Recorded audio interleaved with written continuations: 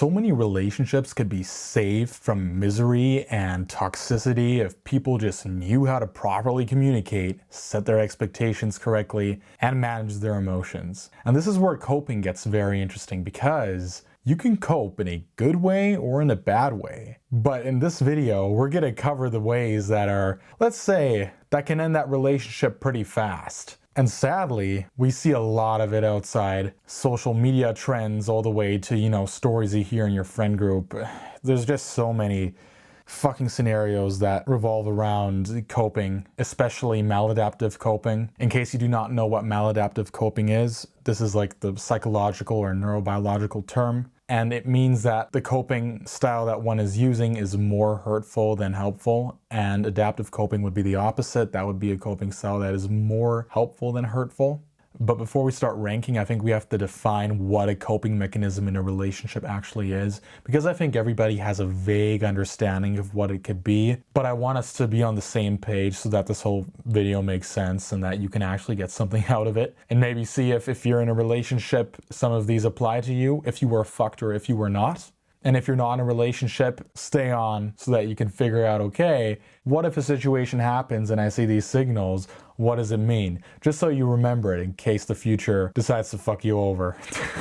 So, the official definition is, in a relationship, a coping mechanism is any behavior or thought a person uses, consciously or not, to manage stress, conflict, or emotional discomfort, ranging from healthy to unhealthy. I mean, we already talked about this, right? Adaptive versus maladaptive. The general purpose of this video is to actually give you a good explanation behind these coping mechanisms, an explanation that is rooted not only in psychology, but also neurobiology.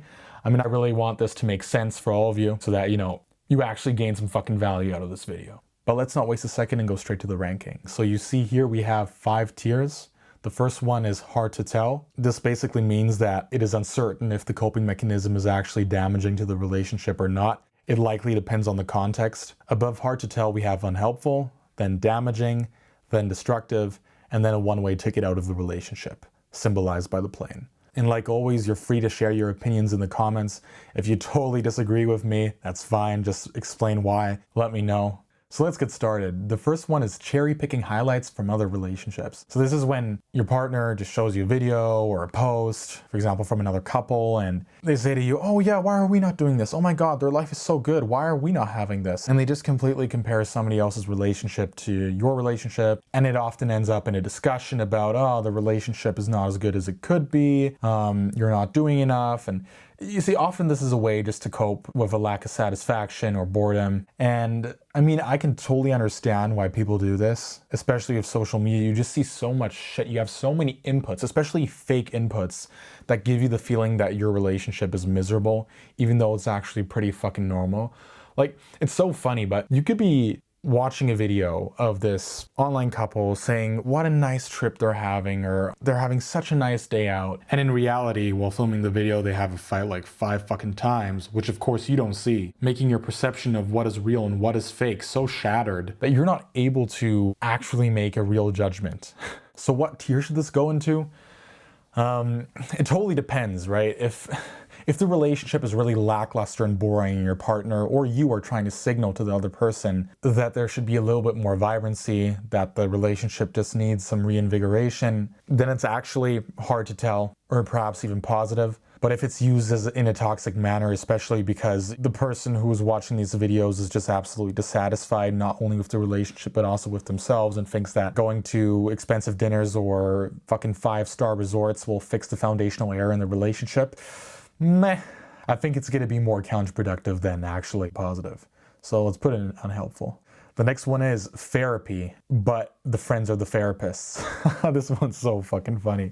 I think so many of you can relate to this. So you have the relationship, and instead of talking to your partner about an issue or about an emotional expectation that you have that is not being met, or about a feeling that you have, you talk about it with your friends. And I mean, what this coping mechanism does is you just cope with the fear of conflict, the fear of vulnerability, the fear of saying the wrong thing, right? Because especially if you're in the beginning stages of the relationship and you don't really trust your partner that much and are scared of opening up, you're much more likely to open yourself up to your friends, the people who you've trusted for a longer period of time. There's just one issue though. Your friends will always be on your side. They will have a biased judgment no matter how honest you want them to be. And even if they try to be as unbiased as possible, they don't see the full context. They just hear what you tell them. And often when you talk with your friends about a situation and let them be your fucking therapists, you just tell them the bad events. And that, of course, puts the whole relationship in a negative light, because if you just talk about the bad stuff to your friends and the good moments you keep with you and your partner, because the need for discussion with other people on those topics is simply not as high, of course your friends are going to have a distorted view.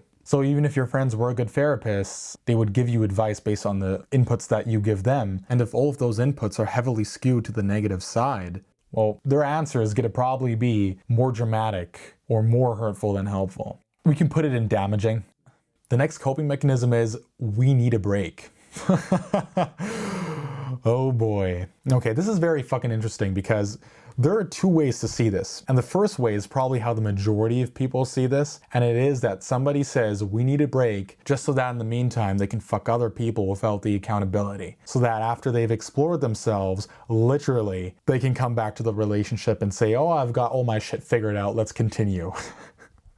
That's the first way. The second way is actually quite genuine. It's actually just people who are pretty lost thinking that if they ghost each other for a couple weeks or a couple months, things will magically solve itself. And if you understand one thing about relationships and how they work, things don't fix themselves. It's not like when it rains on one day, the sun shines the next day and everything's dry again. No, it's like having rain, and even though the sun shines the next 5 months, the surface is still wet. That's how taking a break in the relationship solves the core foundational errors that are going on inside it. So because we're looking at the explanation that most of us use to interpret what we need a break means, this goes straight in the fucking airplane tier. Like one-way ticket out of the relationship. So let's move on with the next one, and that is revenge posting or seeking validation online. Yeah, just to name an example, let's say you have an argument, and after the argument they post a selfie of themselves in their story or a vague quote, something like know your worth, or they just repost something that implies that they're pissed off. And why do people do this? Well, they want to cope with the feeling of being disrespected or feeling powerless, or just this feeling of being ignored. Because if you were not able to convince your partner of your argument with simple communication, you're going to try to find a different source, and that is social media, because you know that with social media you can kind of leverage your opinion, right? Because you know that your partner is seeing what you're reposting, that there is a whole lot of other people that are seeing what you are reposting, and you know that your partner knows that other people as well are going to see what you repost. And by knowing that, you're also going to know that if you repost something that implies that you're dissatisfied, all your followers are going to be aware of that, or at least the majority of them who know you well. And your partner is going to know that as well. And that, of course, would make your partner feel miserable. Like, revenge posting on social media is just the perfect way how to regain control of the relationship dynamic without addressing the conflict directly, but it's so fucking bad because it does absolutely nothing to solve the conflict than just start this kind of game. Is it destructive to the relationship though? Nah, not really. I would more say that it's damaging because it's more indicative of an issue in the power dynamic, and that's something that can actually be addressed if both are willing to put in the communication. All these coping mechanisms, especially the ones that are associated with being damaging, communication and just opening yourself up would solve a lot of the problems, but hey. So the next one is loyalty testing. I am very divided on this one because, again, I think that there are two ways to see this. So the first way I would say is testing your partner if they're loyal to you by playing games with them, setting them up. And this, of course, is a way to cope with the fear of betrayal, of investing too much, and the insecurity about the level of trust in the relationship. The issue here is, though, that it totally depends on the person who is testing the loyalty, right? Like, if you have a partner who is overly anxious and insecure with their own existence, they're naturally going to be jealous. They're naturally going to have more envy, meaning they're going to naturally interpret situations that do not really have that much to do with you not being loyal as exactly that. For example, if you have a conversation with another person from the opposite gender, or if you talk about this one colleague of yours or of this one friend of yours who's also of the opposite gender in a specific way, they're going to make things way worse than they actually sound. And that's mostly due to their obsession with you and due to their low self-worth and ability to accept that maybe things are not that deep. If the person decided to date you, perhaps their goal is also to be loyal to you. But hey, the second way of seeing this is not loyalty testing the person in a way to see if they are going to cheat on you and fuck with other people, but by testing them if they actually stand behind who they are, if they stand behind the persona that they try to be with you. What I mean with this is, if somebody says that they're healthy or that they have ambition, that they like reading, it could be whatever the fuck. So by asking them, oh yeah, have you worked out today? Or what do you think about this book? Or what do you plan on achieving this month? To be honest, I think that this, to some extent, can be pretty healthy, because the worst situation in a relationship is that if the emotional environment that managed to make both individuals fall in love with each other, if that environment no longer exists because the people have changed, so will then also the relationship. If you're able to just like put in micro tests, they don't have to be like fucking toxic, but just like by asking your partner, checking up on them, seeing how they're doing in order to understand, okay, are they still trying to be this person that they said they were going to be in order to make this relationship work or not? And when it comes to that scenario, I would actually say it's hard to tell. That's why I'm going to put loyalty testing in the lowest tier, because it could either be something really fucking toxic, probably somewhere like up here, or actually something that's pretty good and adaptive. So you can let me know in the comments where you would put this, if you agree with me, if you disagree with me on this one. I'll just leave it there for now. So the next one is trauma dumping too early. Again, I'm divided on this one, and I'm going to explain why. So a simple example would be you're on the second or third date and your partner totally unloads their childhood trauma. So they talk about the past relationships, they talk about all the shit that happened in their childhood, all those bad experiences. And you might ask why they do this. While it is to deal with the fear of rejection, this insecurity about being accepted. If you're somebody who like just totally opens up, explains all the shit that has gone in your life, you are implying that you want to, as fast as possible, figure out if the other person accepts you, if the other person sees your past as a red flag or not. Like, the whole goal in this is to create emotional intimacy. But you see, this is where it gets fucking interesting, because if somebody's opening up about their past experiences, their past traumatic events, their insecurities, and explains how they were able to address them successfully and why they now have grown from their experiences in the past, and why the past is no longer a threat to the future, that's fucking amazing. Because that's where I would say, okay, that's when I would also open up and do the same. Because as somebody myself who, had my fair amounts of insecurities and events that, changed the way how I saw life, I'm a very big fan when it comes to opening yourself up and talking about the shit that has happened to you and how you've managed to deal with it. Like, if you manage to successfully do this with your partner on like the second or third date, you skip so many fucking steps. Like, within the third date, you can probably be on a level of emotional intimacy and like empathetic resonance and cognitive resonance that some relationships are after maybe 3 months or 6 months, or perhaps even after a year. Some relationships don't even reach that level. But that is only possible if both individuals have successfully addressed the shit that's wrong within themselves, those weaknesses, those insecurities, those traumatic events from the past. Because if they have not, that's where the whole thing gets pretty fucking stupid. Because if somebody's opening themselves up to you, saying something like, oh yeah, I've got daddy issues, or yeah, I'm borderline obsessed, and they just open up with all these illnesses that are actually not fun joking about, and they're not telling you that they've successfully managed to address these issues, like they're just implying that all of these issues are just still going on with them, yeah, at that point, you should just run. I would say here again, hard to tell. So the next one is love bombing. I think this one's pretty fucking obvious. We're talking about sending dozens of messages, to talking about a shared future, to talking about how nice your kids will look, all this kind of shit. Giving you that feeling that you're really fucking special. People who do this, they do it to cope with the fear of not being chosen and the fear of losing someone to competition. I mean, just think about it. If there's somebody who thinks they're not good enough and has this feeling that you're perhaps very good looking and therefore there are also other people in your DMs, well, they're going to try to win that race. They're going to try to be the one who's able to impress you the most. And this does work. I mean, I've seen a lot of scenarios where you have one person love bombing the other and they fall for it because in the moment you feel amazing, right? You feel so rewarded. Everything that you do is good. You have a good music taste. You have good hobbies. You have a good hairstyle. Like everything about you is good. You could trip over yourself in the most stupid way possible where literally every individual would laugh at you and they would say, oh yeah, that was cute. You have to imagine what it does to your brain. It's so fucking rewarding. Like the more intense the person is with love bombing you, the more overstimulated you are gonna be. And the issue is, if you understand the neurochemistry behind how relationships form,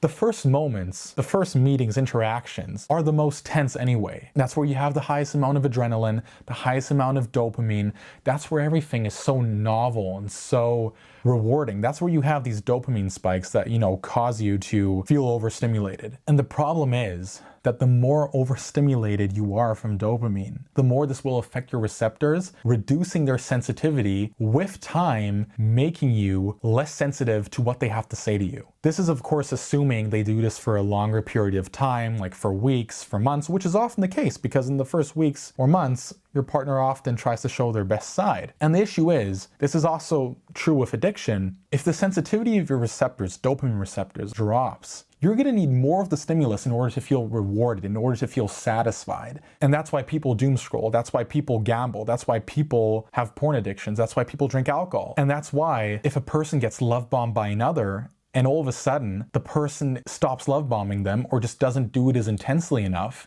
they will start to feel dissatisfied and perhaps not even care anymore. So if you're the person love bombing the other, just be aware that you're gonna have to get better and better at it if you want to stand a chance of that person liking you and actually, wanting to crave you. And to the person who is being love bombed, just understand that the sensation that you have from a person being so fucking nice to you, even if they stay nice, even if they stay good and tell you how beautiful you are, it is not going to be as rewarding anymore as it once was. So I would say love bombing is a practice that can totally ruin the dynamic of a relationship from a very early stage because it just totally fucks up the neurochemistry that is already on steroids in the first stages, right? In the first stages, it already resembles addiction, at least to some extent. And just spiking that up even more, let's say it has more damaging effects on your ability to feel satisfied in the relationship than non-damaging. So yeah, I think I don't have to explain what tier I'm gonna put this in. This is pretty fucking obvious. The next one is scorekeeping. Okay, so this one goes straight to the fucking one-way ticket out of the relationship. And some of y'all might think, but that's not that bad, right? If I keep track what I do in the relationship and they keep track of what they do in the relationship, we can both be happy. Yeah, no, you don't get the fucking point. By the time where you have to keep score of what you are doing and what they are doing, this implies that both of you do not understand how to appropriately give and take. This means that either you or the other person is having the feeling that one is not giving or taking enough from the relationship. Another way of saying this would be a mechanism to cope with the fear of inequitable exchange or non-equivalent exchange. The reason why I am so strictly against this is that if you actually love your partner, you're not gonna make fucking notes because your goal is to put in the most amount of effort you can to make them the happiest person possible, right? So if that means on the one day you put in a little bit more effort than they do and vice versa on the second day, so be it. Because if both people have the intention to make it work, they will make it work. Trust me on this. It's this genuine fear that one person cares more about the relationship than the other, and in order to prove that actually both people care equally, we have to show that through making fucking lists. And to be honest, at that point, like the relationship is over. Perhaps some people will also disagree with me on this and say, but actually, Vic, there are some scenarios where this is quite helpful. And yes, maybe there are, but often they're not as deep. So the next coping mechanism is threatening a breakup. This is pretty fucking obvious. You have a conversation, you have a fight, and they threaten to break up, or you want to go to this place, you want to go out with your friends, and they say, yeah, if you do this, I'm going to break up with you. I can tell you exactly what the signals, and it's not what you probably think. You're probably gonna think, oh yeah, my partner is so fucking evil. But you know where this stems from? It stems from deep down powerlessness, insecurity, and poor emotional regulation. Like you have to imagine, how bad does a person have to feel about themselves and how weak does a person have to feel in order to come to the conclusion that threatening a breakup is the best possible decision to deal with a situation? Like just think about that. It's fucked up. they are so weak or so inept when it comes to communication skills and when it comes to just establishing a sense of control in the relationship dynamic that they have no better opportunity than to tell you that if you do this, I'm gonna leave. Like, it's not that they're evil, it's just that they're so fucking terrified. And I think for a lot of people, this is what holds them back from actually giving their partner who keeps on threatening a breakup a chance, because they just think that their partner is being a dick and a real asshole, even though their partner is just really fucking scared and actually just wants the best for the relationship, but is so bad in communicating it. So I would put this in the destructive tier.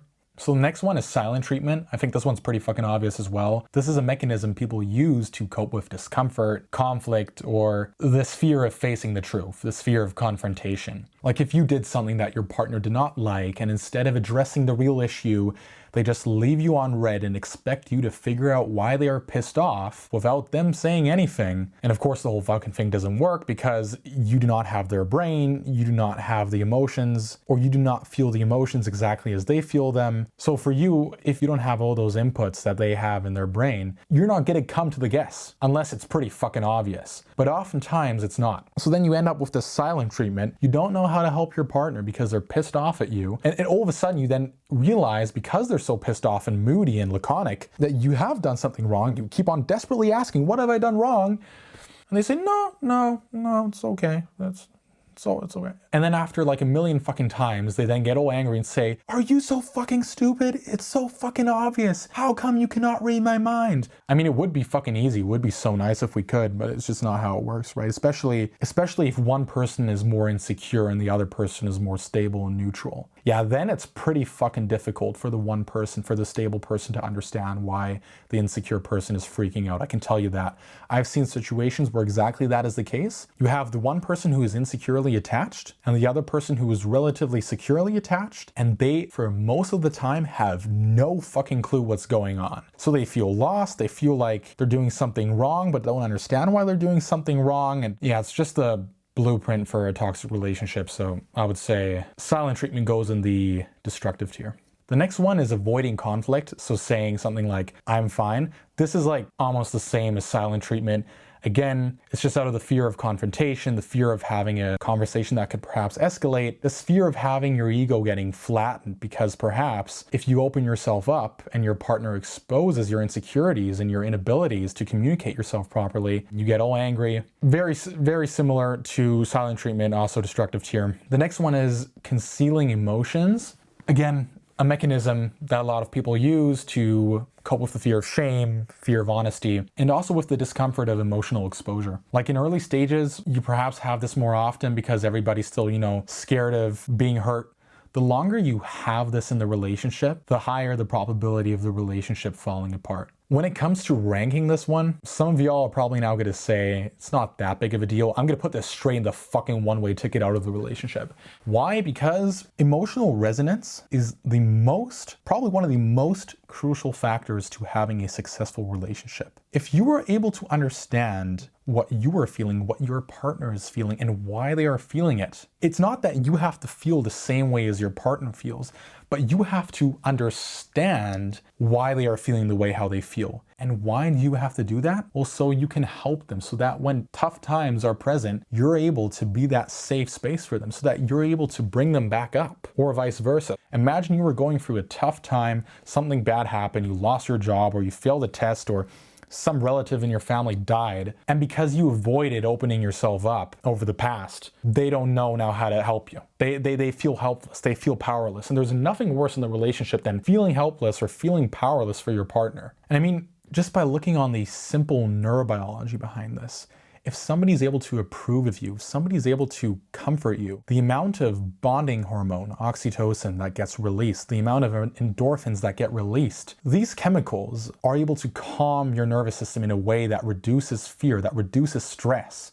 And having these benefits is so fucking crucial, because believe me, in a relationship, they're gonna be a pretty fuck ton a lot of stressful situations and challenges that would be so much easier to bear if there was somebody who was able to calm your nervous system down. And this is why emotional avoidance is in the highest, most damaging tier you could have for a relationship, because by not opening yourself up emotionally, a relationship will make stress and difficult situations in life much worse. And you can just imagine where that leads to. Let's say you lose your job, and instead of having your partner comfort you, they feel helpless. Perhaps they even get angry at you because you expect them to be there for you even though you've never managed to open yourself up properly. And then you have a whole fight. In the worst case, your partner leaves you, and then you lost your job, you've lost your partner, and you've probably also lost yourself in the process. Okay, I'm already seeing that the video is getting a little bit long, so let's do the last ones quickly. So the next one is overthinking. Why do people overthink? Well, it's often to cope with uncertainty, the fear of the unknown,